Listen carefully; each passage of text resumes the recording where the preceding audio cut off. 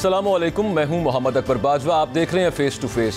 सबसे पहले तमाम नाजरीन को ईद मिलादुन नबी सल्लल्लाहु अलैहि वसल्लम की बहुत बहुत मुबारक। प्रोग्राम का बाकायदा आगाज़ करें तो आज नवाज शरीफ साहब ने हार्ट टू हार्ट गुफ्तगू की, जो कि मरीम नवाज साहिबा ने बताया था कल ही के वो आज करेंगे। अब सियासतदानों की जो सियासत है वो अपनी ज़ात के गिर्द घूम रही है। वोट मिलता है आवाम के मसाइल को हल करने का, लेकिन इस्तेमाल वो सिर्फ वसाइल किए जाते हैं। वोट लिया जाता है आवाम की आवाज़ बुलंद करने का, लेकिन ऐवान में पहुंचने के बाद फ़कत अपने लिए आवाज़ बुलंद करते हैं सियासतदान। आवाम का वोट लेने वाले जब आखिर में एहतसाब के शिकंजे में फंसते हैं तो भी आवाम के पीछे छुपते नजर आते हैं। सियासतदान की ज़बान पर हर चीज़ का सहारा आवाम के सर है, लेकिन आवाम के लिए है कुछ नहीं उनके लिए उनके पास। और चंद हफ्ते पहले एक जायज़ा रिपोर्ट की अगर मैं बात करूं तो मुल्क की 3 करोड़ की आबादी के लिए खुराक की कमी का खदशा जाहिर किया गया है, जिसके मुताबिक रबी के सीज़न में सिंध 10 लाख एकड़ रकबे पर गंदम की काश्त नहीं कर सकेगा। सब्जियां हों, फल हों, अजनास हों, इन सब की कीमतों में इजाफा होना है और मुल्क की 1 करोड़ 40 लाख टन खुराक की कमी का सामना मुल्क के अंदर हो सकता है। और इस मुमकिन सूरत हाल के तनाजुर में ये बात बार बार कौमी और आलमी रिकॉर्ड पर लाई जा चुकी है कि पाकिस्तान की 33% आबादी है, पहले ही वो खत गुर्बत से नीचे ज़िंदगी बसर कर रही है। और सियासतदान अपनी बात कर रहे होते हैं, उनके जो मसाइल हैं आवाम के, उनका कोई हल बता नहीं रहे होते। और अभी आज जो मियाँ साहब ने बातचीत की उसमें सिर्फ उन्होंने अपने बताया कि मेरे पे झूठे मुकदमात थे, हमें जेल क्यों जाना पड़ा। एक पाकिस्तानी होने के नाते मेरा ये हक है कि मैं ये सवाल पूछूं। क्या कह रहे थे देखिए। बिल्कुल नवाज शरीफ साहब, आपका हक है। एक पाकिस्तानी होने के नाते सबका हक बनता है कि आईने पाकिस्तान सबको हक देता है कि वो रियासत से अपने हक का सवाल पूछें, लेकिन अवाम के सवाल का जवाब कौन देगा। 75 सालों से अवाम को सियासतदानों ने क्या दिया है। अवाम ये सवाल पूछती है कि जिनको महंगाई कम करने के लिए लाया गया, उनके दौर में अफरात ज़र गुज़श्ता 8 सालों की बुलंद तरीन सतह पर कैसे पहुँच गई है। अपनी अहलिया की बीमारी, इंतकाल, दीगर मामलात को आज जो बयान किया नवाज शरीफ साहब ने, अपेरेंटली ये नज़र आता है कि हमदर्दी उनको ज़रूर मिलेगी। और आज की जो प्रेस कॉन्फ्रेंस उसमें किसी एक अवामी मसले का कोई हल बताया हो, जिक्र किया हो, तो जवाब है जनाब नहीं। हुकूमत की तब्दीली के बाद नैब तरामीम में तब्दीली हुई, हुक्मरानों के खिलाफ ख़त्म होते होते नैब के केसेस अब तकरीबन ख़त्म हो गए हैं। इसहाक डार मुल्क में वापस आ गए हैं। पासपोर्ट मिलने के बाद मरीम नवाज़ लंदन पहुंच गई हैं। और आज नवाज शरीफ साहब ने जो प्रेस कॉन्फ्रेंस की सहाफ़ियों के साथ हार्ट टू हार्ट गुफ्तगू की, उसमें शिकवे शिकायत किए। अब नवाज शरीफ वापस तो आएंगे, उनकी पार्टी ये बताती है, लेकिन कब आएंगे आज की प्रेस कॉन्फ्रेंस में उन्होंने कोई तारीख नहीं दी कि जिससे ये पता चले कि नवाज शरीफ साहब कब एग्जैक्टली वापस आ रहे हैं। और तो और ये भी नहीं उन्होंने बताया, बड़ी इंपॉर्टेंट बात है, कि उनके इलाज का क्या बना है, वो कहाँ तक पहुँचा है, या इलाज करवाए बगैर ही वो पाकिस्तान वापस आ जाएंगे। अब जाहिर है कि पाकिस्तान तो वापस आएंगे, तब आएंगे जब हालात उनके लिए साजगार होंगे, क्योंकि उनकी पार्टी के तमाम सीनियर सियासतदान ये बता चुके हैं कि नवाज शरीफ वापस आ रहे हैं, जल्द वापस आ रहे हैं। लेकिन अब चूँकि मरीम साहिबा गई हैं तो उससे एक अब ये लग रहा है कि जल्द शायद उनके साथ वापस आ जाएँ या मरीम साहिबा आ जाएँ और उसके कुछ ही अरसे के बाद जब इलेक्शंस करीब आएँ उस वक्त नवाज शरीफ साहब आ जाएँ। अहम बात यहाँ पर यह है कि नवाज शरीफ साहब सियासत से बाहर हुए थे तो उनकी अपनी ही हुकूमत थी, पर शिकवा वो किससे करते हैं। उनकी वापसी है। अब इमरान खान लॉन्ग मार्च का ऐलान कर रहे हैं, नए आर्मी चीफ की तैनाती है। ये तमाम चीज़ें मौजूद बहस हैं। इन चीज़ों पर आज बात करेंगे और आगे क्या सूरत हाल बन सकती है। हमारे साथ जो गेस्ट्स हैं, हानल मशरकी साहब हैं, आप तजियाकार हैं, किसी तारुफ के मोहताज नहीं। बहुत शुक्रिया सर, आपने वक्त दिया। हमारे साथ हैदर वहीद साहब हैं, again needs no introduction, senior analyst हैं। बहुत शुक्रिया हैदर साहब। सईद इलाही साहब भी, डॉक्टर सईद इलाही साहब भी हमें ज्वाइन करेंगे कुछ ही देर के अंदर, अभी हमारे साथ थ्रू वीडियो लिंक ज्वाइन करेंगे। आप सबका बहुत शुक्रिया। अब सबसे पहले I start with you Haider Waheed sahab, ये जो आज गुफ्तगू की नवाज शरीफ साहब ने, इसको आप किस तरह से देखते हैं, कहाँ पर रेट करते हैं। एक ग्राउंड बना रहे हैं कि वापस तो उन्होंने आ जाना, लेकिन केस उनका ख़त्म हो जाएगा यहाँ पर, जो कि मरीम नवाज साहिबा कह चुकी हैं। उसी वजह से दोबारा शायद वो दोहरा रहे हैं वहाँ पर ये बातें कि ये तमाम केसेस झूठे थे और ख़त्म हो तो फिर उसके बाद कोई उस पर ह्यू एंड क्राई क्रिएट ना हो। बिल्कुल, देखिए वो चाह रहे हैं कि सिलसिला वहीं से जोड़ें जहां से टूटा था। अब आप ये ना भूलें कि बहुत अरसे से मियाँ साहब जो है उन्होंने कोई बराह रास्त कनेक्शन जो है वो बरकरार या रेगुलरली कम से कम नहीं रखा था आवाम के साथ। और उसमें पहले तो मजबूरियां थीं कि उनको बैन किया हुआ था पैमरा की तरफ से, और उनकी हुकूमत के आने के बाद भी हैरत अंगेज तौर पे उनको फिर भी उस तरह की फ्रीडम जो है वो नज़र नहीं आ रहा था टिल रिसेंटली। जो कि जिस तरह की सिचुएशन बनी थी तो बहुत हैरत अंगेज थी। बल्कि तो उन्होंने वहां से कड़ी जोड़ी जहां से वो गए थे, जब बीमार हुए और जबर का उन्हें सामना था, वहां से जिन हालात में गए, जो बेटी के साथ जुल्म और सितम, जो इनके खिलाफ सियासी मुकदमात, वहां से कड़ी जोड़ी, जो उनके साथ जो है ज्यादतियां हुई, वहां से कड़ी जोड़ी। और जाहिर है एक तरह से एक एक्सप्लेनेशन भी थी कि वो इतने अरसे से क्यों बहुत ज़्यादा बराह रास्त सियासत में नहीं थे, और जो है वो सारा अपने जो इलाज और सारी बात की वो यहीं पे कवर हो गई कि उन्होंने वहाँ से सिलसिला जोड़ा। और जाहिर है कि उनका मकसद ये था दिखाना कि किस तरह के जो है वो जुल्म से गुजरे हैं और नाइंसाफ़ी से गुजरे हैं, और उनके खिलाफ सियासी मुकदमात थे और उनकी फैमिली को टारगेट किया गया, और लिहाजा ये वजह थी सिर्फ जिसकी वजह से वो इस वक्त तक जो ग्राउंड बना रहे हैं अभी वापस आने के लिए। वो आ तो उन्होंने जाना है, वो तो मरियम नवाज साहिबा कह चुकी हैं, डॉक्टर सईद इलाही साहब, कि कुछ केस रह ही नहीं गया, मेरे से ज़्यादा मेरे केस का जो बरियत का फैसला है उससे ज़्यादा फ़ायदा तो नवाज शरीफ साहब का हुआ है, पार्टी डिसाइड करेगी, एक ख़त लिखना है और बस इतना सा मामला है। तो आपके ख्याल में सिर्फ एक ख़त जितना ही मामला रह गया हुआ है? प्रेस कॉन्फ्रेंस जो आज जो मीडिया टॉक की है नवाज शरीफ साहब ने, वो उसी की एक उसका एक नेक्स्ट वो कॉन्टिन्यूम दे रहे हैं कि आगे मैं आ रहा हूं तो मेरे साथ जो पहले हुआ था उसकी याद दहानी कराई है उन्होंने। डॉक्टर साहब, डॉक्टर सईद इलाही साहब के साथ जी दोबारा रब्ता करें, मेरा ख्याल है कि वो डिस्कनेक्ट हो गई है कॉल, अभी उनसे इस बारे बात करते हैं। हामिद खान अल मशरकी साहब, जो मरियम नवाज साहिबा ने कहा कि मेरे से ज़्यादा मेरी बरियत का फ़ायदा नवाज शरीफ के केस में होगा, एक खत की मार है, पार्टी डिसाइड करेगी कब लिखना है और बस वो वाला मामला है। तो यही आपको भी नजर आया आज नवाज शरीफ साहब ने जो हार्ट टू हार्ट गुफ्तगू की, उन्होंने एक माहौल बनाया कि मैं आ तो रहा हूं और वो केस भी वहां पे खत्म हो जाएगा, तो फिर वो जो बातचीत होगी उससे पहले जरा मैं बता दूं कि मेरे साथ क्या क्या हुआ है। बिल्कुल ऐसे ही है अकबर साहब। बात ये है कि मैं आपको कुछ बताता चलूं कि ये जो मीडिया टॉक जिसको कह रहे हैं, ये दरअसल 3 मखसूस मीडिया हाउस के जो मेन सहाफी थे, सिर्फ उनको इजाजत थी, इसकी वीडियो तक भी एक्सेस सिर्फ उनको दी गई जब तक ये बाकी मीडिया में रिसोर्स नहीं की गई। पहली बात तो मैं आपको ये बताता चलूं। अच्छा, दूसरी बात ये है कि दरअसल अगर आप इसको गौर से देखें तो ये जिस तरह अभी भाई साहब कहते हैं कि ये मुझे क्यों निकाला से मैं इसको ले रहा हूं, मुझे क्यों निकाला का पार्ट 2, यानी मुझे जेल में क्यों डाला। अब मियां साहब इसके ऊपर आ गए थे और ये जो सारी मीडिया टॉक थी ये इसके ऊपर बेस कर रही थी कि उनको जेल में क्यों डाला गया, उनके साथ जजेस ने क्या किया या जो कुछ हुआ। लेकिन अहम बात सोचने की और देखने की वो ये है कि मैं ये समझ रहा हूं कि नवाज शरीफ साहब ने इस वक्त जो ड्राइविंग सीट ली है उसकी एक वजह ये थी कि बार बार ये कहा जा रहा है कि शहबाज शरीफ अनपॉपुलर होते जा रहे हैं, गवर्नमेंट चलाने में उनकी इत्तेहादियों से नाराजगी चल रही है, ANP अलहदा होने की धमकी दे चुकी है, MQM की तहफ़्फ़ुज़ात अलहदा हैं। तो मौजूदा सूरत हाल में नवाज शरीफ साहब को इसलिए फ्रंट पे लाया जा रहा है ताकि दोबारा से एक तो इत्तेहादियों को एतमाद में लिया जाए, और एक ये जो इमरान खान साहब की जो मकबूलियत है, जो इमरान खान साहब का बयानिया है, उसके तोड़ के लिए ये नवाज शरीफ साहब का आना मुस्लिम लीग के हलकों के लिए भी उतना ही जरूरी है जितना सारी PDM के लिए जरूरी है। एक और चीज, अगर आप इस सारी सूरत हाल को गौर से देखेंगे बाजा साहब, तो नजर ये सूरत हाल आ रही है कि अब राइट टाइमिंग का इंतजार हो रहा है नवाज शरीफ साहब को वापस लाने के लिए। और मेरी इतलात के मुताबिक जो है वो मुस्लिम लीग नून और तमाम PDM पूरी कोशिश ये कर रही है कि किसी ना किसी तरह पंजाब में तब्दीली लाई जाए ताकि पंजाब की तब्दीली के बाद नवाज शरीफ साहब जो हैं वो पाकिस्तान आए। उससे पहले जो है वो रिस्क लेने से जरा कतरा रहे हैं, और इसी बात का मुतालबा भी किया है नवाज शरीफ साहब ने कि जी मैं पूरी तरह जब साजगार हो मामलात और सब चीजें अपने कंट्रोल में हो, including the Punjab government which is very important, which will be very important, तो इस वजह से शायद उस वक्त का वेट किया जा रहा है। मशरकी साहब ये कह रहे हैं। डॉक्टर सईद इलाही साहब, जो आज गुफ्तगू की है नवाज शरीफ साहब ने, उसमें उन्होंने उनके साथ माजी में उनके बकौल क्या क्या ज्यादतियां हुई वो सब कुछ उन्होंने बताया। बड़े इंपॉर्टेंट एक उनके वर्ड थे जजेस के बारे में, सुप्रीम कोर्ट जजेस के बारे में जिन्होंने फैसला दिया, उनका हक है वो कह सकते हैं क्योंकि फैसला आ चुका हुआ है। उन्होंने कहा कि मेरे ख्याल में उनको भी हिसाब देना पड़ेगा। सर मेरा ख्याल क्या होता है, वो तो जलसों के अंदर कह चुके हैं आप और शख्सियात के बारे में भी कि आपको हिसाब देना पड़ेगा। वो दोबारा बात अब क्यों नहीं कर रहे आजकल उनसे? आप वफाकी हुकूमत है उनकी, और उसके बाद उनको अगर यकीन है कि अगले प्राइम मिनिस्टर फिर वो होंगे तो कहना चाहिए उन्हें कि मैं लूंगा आके हिसाब सबसे। देखिए, जैसे आपने कहा अभी कि वो कह तो रहे हैं, लेकिन इस मुल्क को तोड़ दिया गया, 2 हिस्से में बंट गया, उसका एहतसाब ना हुआ, तो उसमें मेरा ये ख्याल है कि शायद एहतसाब तो मुश्किल होगा और कुछ वक्त लगेगा।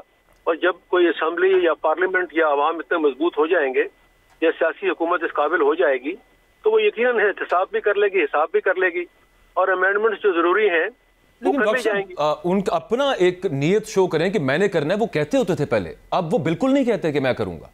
देखें, इस वक्त सूरत हाल ये है कि जिस तरह अफ़ाम व तफ़हीम के साथ सारे इत्तेहादियों के साथ वो हुकूमत में आए हैं, तो उनका जो मौक़िफ़ था वो एक एक्सट्रीम मौक़िफ़ था, जिससे उन्हें आहिस्ता आहिस्ता शिफ्ट किया है।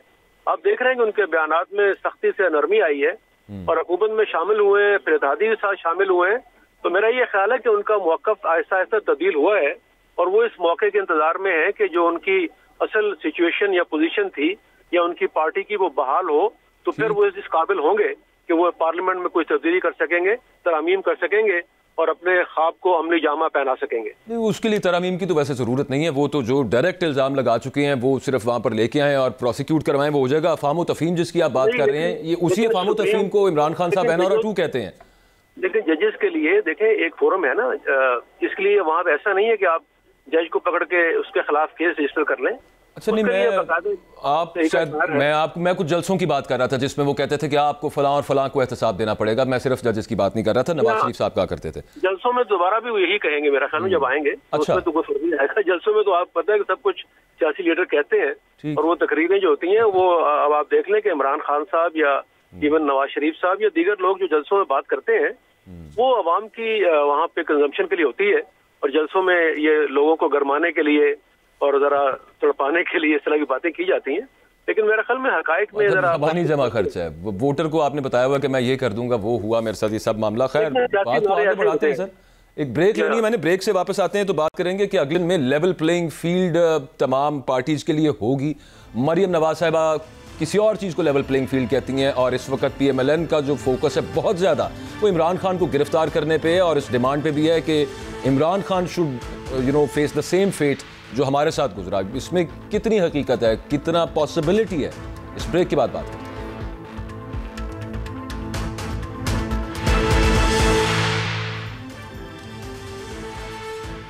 Welcome back. अब मरियम नवाज साहिबा ये इजहार कर चुकी हैं, उनसे प्रेस कॉन्फ्रेंस के दौरान पूछा गया कि लेवल प्लेइंग फील्ड अगले इलेक्शंस के अंदर सब पार्टीज के लिए हो तो वो आपको कबूल है। उन्होंने कहा कि ये लेवल प्लेइंग फील्ड नहीं है। लेवल प्लेइंग फील्ड वो है कि जो हमें भुगतना पड़ा वो इमरान खान को भी करना पड़े और उसके बगैर हमें उससे नीचे कुछ मंजूर नहीं है। उनके कहने का मकसद ये था। आप प्रेस कॉन्फ्रेंस देख लीजिएगा एक दफ़ा, दोबारा आपको पता हो जाएगा। अब मसला यहाँ पे ये कि जो मामला, जो हालात चल रहे हैं, मरियम नवाज साहिबा जो कहती हैं वो होता है, तो हुकूमत हर मुमकिन कोशिश करेगी उनकी ये डिमांड पूरी करने की। गिरफ्तारी वाला तो वो हर प्रेस कॉन्फ्रेंस के अंदर वहीद साहब जिक्र करते हैं और ये नाअहली वाला मामला तो इमरान खान खुद कह चुके हैं कि ये मुझे टेक्निकल नॉकआउट करना चाह रहे हैं, निकालना चाह रहे हैं इसमें से। तो ये कितना पॉसिबल आपको लगता है? ख्वाहिश तो उनकी बहुत शदीद है। देखिए, कंटेम्प्ट का जो मैटर था खान साहब का वो बहुत संजीदा था and frankly on merits, because I am a practicing lawyer, I can tell you कि मेरी एस्टिमेशन में ये तौहीन आमेज था जो उन्होंने किया, क्योंकि पब्लिक में किया, उकसाते हुए किया, एक मातहत अदालत की जज के हवाले से जिस टोन में किया और जो नताइज वो चाहते थे उस हवाले से, उसके हवाले से भी अगर उस पस मंज़र में देखें तो मेरे ख्याल से काफ़ी तौहीन आमेज़ बात तो वो थी। और उसके बाद अगर जहाँ तक उनकी माफ़ी की बात है तो वो भी अनकंडीशनल नहीं थी, क्योंकि माफ़ी के लिए ये ज़रूरी है कि कोई माने कि मैंने जो किया वो गलत था, गलत था, गलत था, गलत था। इसमें कोई दो राय नहीं। ये नहीं कि अगर आपने समझा तो गलत था, नहीं।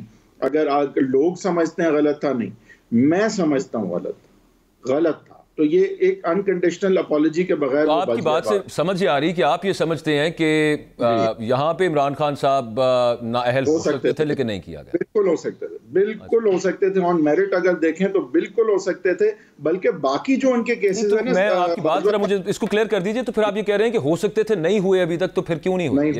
ये क्या हाँ, इसलिए नहीं हुए क्योंकि अदालत ने, और अतहर मिनल्ला साहब जो है वो बहुत बड़ा दिल रखते हैं, बहुत लिबरल माइंडेड जज हैं, वो बिलीव नहीं करते कि सियासतदानों को अदालती फैसलों के जरिए से नॉकआउट होना चाहिए। उनकी बिलीफ ये नहीं है और वो अदालत के वकार पे उनका फोकस था।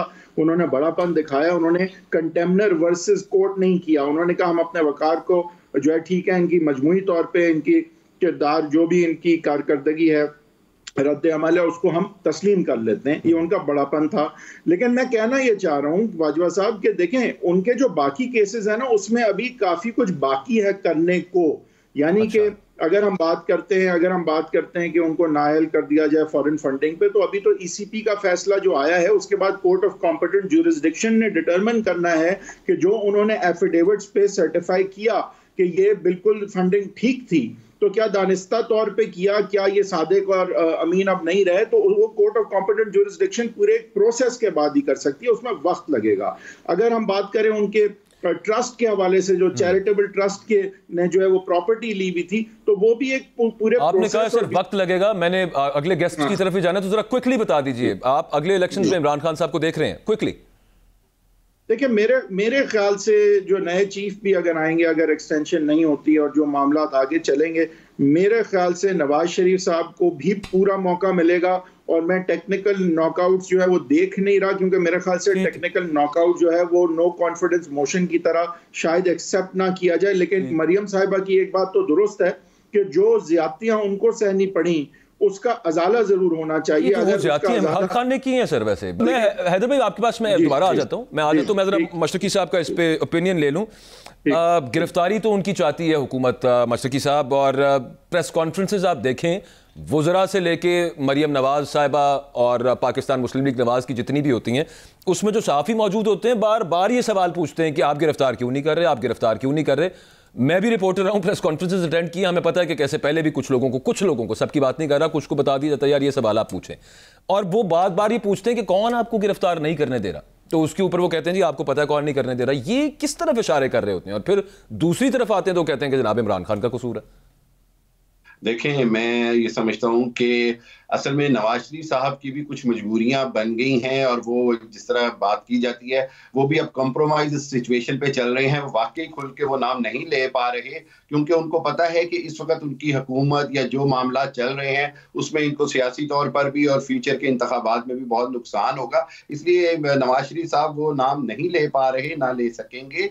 और दूसरी बात मैं अब आपको ये भी बताता चलूं, थोड़ी अंदर की खबर आपको दे दूं कि ये जो हम गिरफ्तारी की बात कर रहे हैं, अभी तो पंजाब हुकूमत ने जो एंटी करप्शन में जो राना सनाउल्लाह को समन किया गया है, मैं आपको ये बताता चलूं कि आने वाले दिनों में जो एंटी करप्शन का विजिलेंस डिपार्टमेंट है वो बड़ा मुतहरिक हो गया है। उसने जावेद लतीफ साहब को भी एक अराजी के केस में समन कर रहा है, आईजी इस्लामाबाद को समन कर दिया गया है, दोस्त मोहम्मद मिजारी साहब को समन कर दिया गया है। इसके अंदर सारी बुनियादी बात यह है कि पंजाब हुकूमत ये साबित करना चाहती है और दिखाना चाहती है कि अगर नैब से आपने तरमीम करवा भी ली, एंटी करप्शन एक इदारा है जो अभी भी आपको आंसरेबल करेगा आपकी करप्शन के ऊपर, आपके पुराने केसेस के ऊपर, और इसमें से सारे वो 2019-2020 के केसेस हैं जो एंटी करप्शन ने दोबारा खोले हैं। इसमें ब्रिगेडियर मुसद्दक की आपने प्रेस कॉन्फ्रेंस भी देखी होगी। तो इस हवाले से पंजाब और वफाक आमने सामने आ रहे हैं। एक तरफ से पंजाब हुकूमत खत्म होने की बात हो रही है, तो दूसरी तरफ राना सनाउल्लाह की गिरफ्तारी की बात हो रही है, यानी पंजाब और वफाक आमने सामने भी आ रहे हैं।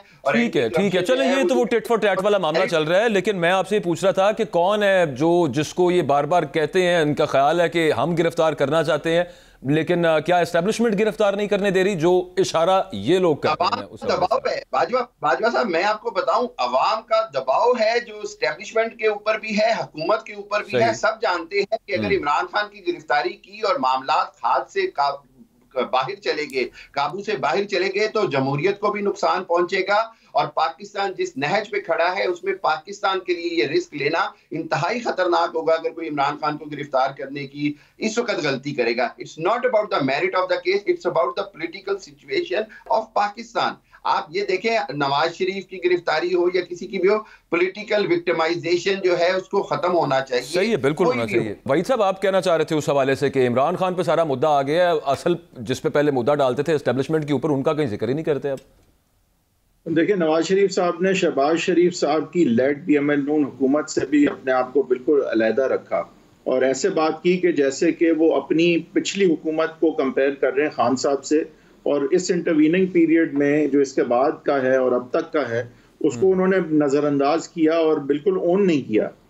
तो ये भी एक इंटरेस्टिंग बात थी। दूसरी बात ये कि देखें, मरियम नवाज जो कह रही हैं वो ये कहना चाह रही हैं कि जिस तरह आपने पिछला इलेक्शन जो है जिन हालात में हमसे छीना, उसी तरह से खान साहब को भी उन्हीं हालात का सामना करना चाहिए, तो लेवल प्लेइंग फील्ड होगी। लिहाजा वो लेवल प्लेइंग फील्ड को over the course of the past 5 years देखनी है, वो सिर्फ अगले इलेक्शन के लिए नहीं देखनी।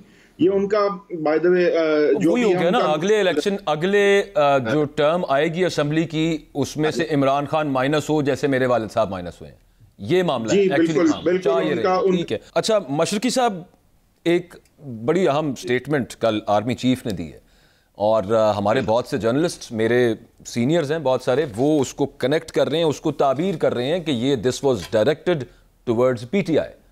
आप कैसे देखते हैं उसे?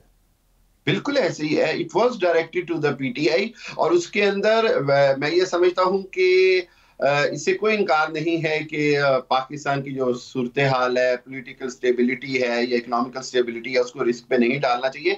लेकिन वही दूसरी बात मैं आपको ये बताता चलूं बाजा साहब, कि जिस तरह इमरान खान साहब का जोर तोड़ने की कोशिश की जा रही है, इससे आपने देखा फवाद चौधरी और बाकी लीडर ये सब ये चाहते हैं कि अब फौरी तौर पर लॉन्ग मार्च किया जाए, कि इमरान खान साहब के पास जो टाइम है वो कम होता जा रहा है। सो असल में सूरत हाल है नवंबर तक की। बाजवा साहब ये चाहते हैं कि नवंबर तक कुछ ना हो, नवंबर के बाद के मामला जो हैं वो आने वाले आर्मी चीफ जो है वो खुद हैंडल कर लेंगे। कल का मैसेज था, उसके अंदर जो छुपा हुआ मैसेज था वो ये था कि पीटीआई नवंबर तक कुछ ना करे, नवंबर के बाद जो मर्जी कर ले, क्योंकि उनका ये ख्याल है कि जो आर्मी चीफ नया आएगा वो एक नई डॉक्ट्राइन के साथ आएगा, वो नई पॉलिसी के साथ आएगा, वो खुद ही इसको हैंडल करेगा। लेकिन जहां तक उन्होंने तो वैसे नहीं किया, लेकिन आपका ये ख्याल है कि वो ये मैसेज नवंबर तक है, आप ये कह रहे हैं? मेरा ख्याल है, आपका ख्याल है, बिल्कुल ठीक है। सईद इलाही साहब, आपका, क्योंकि वो जो पहले मैंने क्वेश्चन पूछा था अब उसके ऊपर तो बात हो चुकी, हम थोड़ा सा आगे निकलते हैं। जो कल की आर्मी चीफ की स्टेटमेंट थी उसे आप किस तरह से देखते हैं? जिस तरह से कुछ दोस्त कह रहे हैं कि ये पीटीआई की तरफ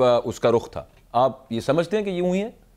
कि बाजवा साहब जो है, क्योंकि जाने से पहले नए चेयर कोर कमांडर मुकर्रर कर रहे हैं और भी कई अहम तब्दीलियां करेंगे, तो वो जाने से पहले चाहेंगे कि ऐसे लोग आ जाएं जो उनकी पॉलिसीज को आगे बढ़ा सके। मेरा अपना यह ख्याल है कि जो पॉलिसी बाजवा साहब की है उसे फौरी तौर पर तब्दील करना शायद मुश्किल होगा, लेकिन बिल आखिर साल, 1.5-2 साल के बाद उसमें कोई तब्दीली आ सकती है। वो पॉलिसी क्या है सर वैसे, अगर आप उसको एक्सप्लेन कर दें थोड़ा सा, क्या है बाजवा साहब की पॉलिसी?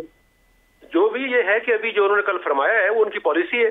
अच्छा, कि हम बदअमनी बर्दाश्त नहीं करेंगे, किसी को इजाजत नहीं देंगे कि वो अमन अमान को तबाह करे। और वो पीटीआई को कह रहे हैं, जो मैं सवाल पूछ रहा था, और वो पीटीआई की तरफ डायरेक्टेड है, जो मैं सवाल पूछ रहा था। नहीं, जो भी हो, देखें उसमें अगर पीटीआई अगर खतरा बन रही है, बायस बन रही है, इमरान खान साहब बयान दे रहे हैं तो यकीनन उन्हीं के लिए है। तो मेरा ख्याल में इसमें कोई कंफ्यूजन नहीं होना चाहिए कि फौज का मौकफ या चीफ का मौकफ जो है वो बड़ा वाज़ेह है और आने वाले दिनों में उसको फॉलो किया जाएगा।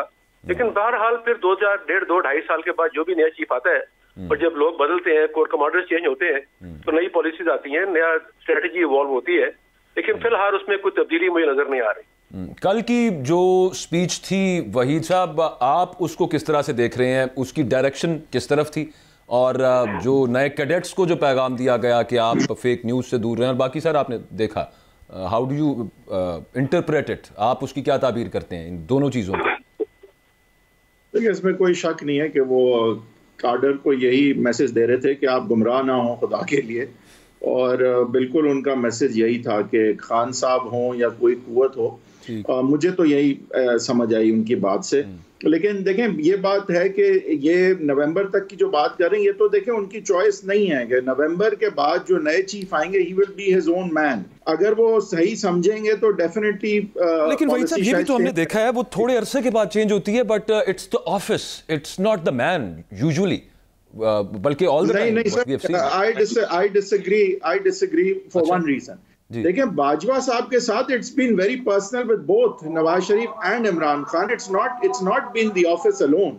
ऑफिस की तो एक अपनी पावर है, वो रहेगी, वो तो जो भी आके बैठ जाएगा उसके पास पावर होगी। पावर नहीं, मैं पॉलिसी की बात कर रहा हूं। नहीं, देखिए पॉलिसी मेरे ख्याल से when the new chief comes he will have a reassess and I think कि वो किस तरह से आगे जाना चाहेंगे। मैं तो समझूंगा कि वो सेम पॉलिसी नहीं रखना चाहेंगे। बिल्कुल ठीक है। अच्छा, ये बताएं कि ठीक है, सेम पॉलिसी नहीं रखना चाहेंगे, इसी से कनेक्टेड जरा आज नवाज शरीफ साहब से पूछा, और अगर ये लेट मी क्लैरिफाई वो चाहेंगे कि तासुर ये बहुत ज्यादा वो चाहेंगे कि हो के इन्वॉल्वमेंट फौज की सियासत में बिल्कुल नहीं है। अब वो हकीकत में जो भी कुछ हो, आई थिंक कि इस तासुर की तरफ काम जरूर किया जाएगा। ठीक है, yet this there was this statement. अच्छा, खैर, आज नवाज शरीफ साहब से पूछा गया है कि आप 2023 में वजीर आजम बन रहे हैं, अपने आप को देखते हैं? उन्होंने कहा जी इंशाल्लाह। आपको क्या नजर आता है ये पीएम के कैंडिडेट पीएमएलएन की तरफ से नवाज शरीफ साहब होंगे 2023 या जब भी इलेक्शंस होते हैं अपने अगले? वहीद साहब देखिए, मेरे ख्याल से नवाज शरीफ साहब इज द ओनली चॉइस। वो पार्टी को यूनाइटेड रखते हैं। शहबाज शरीफ और मरियम नवाज के हवाले से जो आगे सक्सेशन का इशू है वो इस वक्त तक सॉर्टेड रहेगा, और नवाज शरीफ साहब मेरे ख्याल से 100% कोशिश करेंगे कि कैंडिडेट वही हों। लेकिन बहरहाल ठीक वो करेंगे, सही हो गया। अच्छा, लेकिन ये तो बात सईद इलाही साहब, आपका इस पे क्या ओपिनियन है? अगले कैंडिडेट पीएम के पीएमएलएन की तरफ से नवाज शरीफ साहब ही होंगे, और इसके अंदर इम्प्लाइड है ये सवाल, इसका भी बीच में जवाब दे दीजिएगा कि अगर तो होंगे तो इसका मतलब है कि वो तमाम केसेस से बरी होने लगे हैं। तो ये दो चीजें मिला के देखिए, अगर नवाज शरीफ साहब वापस आते हैं तो यकीनन वही उम्मीदवार होंगे, क्योंकि वो पार्टी पीएमएलएन है, नवाज शरीफ के नाम पे है, और जो वहां पे पार्टी में कंट्रोल है, ये लीडरशिप है, वो मियां नवाज शरीफ साहब की है। तो इसलिए जब भी वापस आएंगे तो नंबर 1 कैंडिडेट प्राइम मिनिस्टर के लिए वही होंगे। दूसरा, आपने सवाल पूछा मुकदमात के हवाले से या दीगर हवाले से, तो उसमें भी मैं समझ रहा हूँ कि आहिस्ता आहिस्ता जो गिरे हैं वो खुल रही हैं, और शायद वो अभी फौरी तो नहीं लेकिन बहुत जल्द इस काबिल हो जाएंगे कि मुल्क वापस आ जाएंगे। ठीक है मशरकी साहब, इमरान खान साहब जो मुल्क वापस आ जाएंगे, फिर उसके बाद उनके केसेस ख़त्म हो जाएंगे, फिर उसके बाद उनकी ताहयात नाअहली वाला जो मामला है उस पर एक बड़ी अहम स्टेटमेंट चीफ जस्टिस साहब की आ चुकी है। पता नहीं शायद आगे वो भी मामला बन जाए कि उनकी ताहयात नाअहली ख़त्म हो जाए, और वो अगर 2023 के अंदर कह रहे हैं कि मैं इंशाल्लाह वज़ीर आज़म हूँ, तो इसका मतलब ये सब कुछ होने लगा। क्या कमेंट करेंगे आप इस पर? बिल्कुल ऐसे ही है बाजवा साहब। देखें, सादी सी बात है कि जो शहबाज शरीफ साहब का ये गवर्नमेंट का जो एक्सपीरियंस हुआ, उसके अंदर जितना भी मलबा है वो नवाज शरीफ साहब अपने ऊपर नहीं लेंगे, और टिपिकल जो पॉलिटिक्स ही है कि नवाज शरीफ साहब अपने नाम के ऊपर दोबारा इलेक्शन लड़ेंगे, और वो ये शहबाज शरीफ साहब का किसी भी तरह नेक्स्ट प्राइम मिनिस्टर बनने में मैं इररेलेवेंस देख रहा हूँ। नेक्स्ट प्राइम मिनिस्टर के लिए पीएमएल की तरफ से या नवाज शरीफ साहब होंगे या कोई और होगा, बट शहबाज शरीफ साहब नहीं होंगे, इसलिए कि वो ये कहेंगे जी कि वो जो गवर्नेंस का इशू है। मरियम साहब अपना इलेक्शन लड़ रही हैं, अगला इलेक्शन आप लड़ेंगी, और वो भी हो सकती हैं क्या वैसे? बिल्कुल बिल्कुल, मैं आपको यही इशारा देना चाह रहा हूं कि आप ये समझ लें कि मरियम नवाज के ज्यादा चांसेस हैं नवाज शरीफ साहब के बाद पीएम की कैंडिडेट बनने के एज कम्पेयर टू शहबाज शरीफ साहब। सही है भाई साहब, वैसे ये तो बड़ी ज्यादती है, इतनी मेहनत शहबाज शरीफ साहब ने की है और आप सारे कह रहे हैं कि आगे उनका चांस कोई नहीं चलेगा।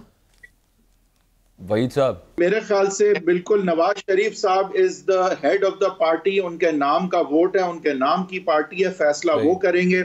मेरे ख्याल से वो अपने केसेस उनके ख़त्म होने का मुझे लगता है कि ख़त्म की तरफ जाएंगे, और वाकई में ये बहुत बेइंतहा मेरे ख्याल से ज़्यादती है कि कोई ताहयात नाअहल आपको कर दे, जो है वो सदाकत और अमानत की एक वेग टर्म की बुनियाद पे, जबकि करप्शन और सारी चीज़ों में किसी में ताहयात नहीं है नाअहली। तो नवाज शरीफ साहब की ताहयात नाअहली हो, ये तो बिल्कुल रिविजिट होना चाहिए। रिविजिट होगा, और वो तो फुल कोर्ट के थ्रू होगा, और तो उसके अलावा कोई ऑप्शन नहीं है। लेकिन अब फुल कोर्ट पूरा है नहीं इस वक्त हमारा। लेकिन किसी और ये बात सही है कि ये मुश्किल काम है, ये आप बिल्कुल सही आपने आइडेंटिफाई किया, और मैं कहने भी वाला था कि ये वाकई में आसान नहीं होगा। मशरकी साहब, आप कमेंट कर दीजिएगा, आपके ख्याल में इमरान खान साहब को, और ब्रीफली कर दीजिए, क्लोजिंग का भी टाइम है, फर्क पड़ेगा उनकी पॉपुलैरिटी में या उनकी सियासत? नवाज शरीफ साहब जो है वो मुस्लिम लीग नून के जो जितना मुस्लिम लीग नून को इटसेल्फ डैमेज हुआ है उसको रिकवर करेंगे। इमरान खान को डैमेज करना सेकेंडरी ऑप्शन है। पहले तो मुस्लिम लीग नून को इटसेल्फ जो इस गवर्नमेंट को लेने से पब्लिकली डैमेज हुआ है उसको रिकवर करना सबसे ज्यादा जरूरी होगा नवाज शरीफ साहब के लिए, और अगर उसको रिकवर कर लिया तो वो ऑटोमेटिकली इमरान खान को डैमेज करेगा।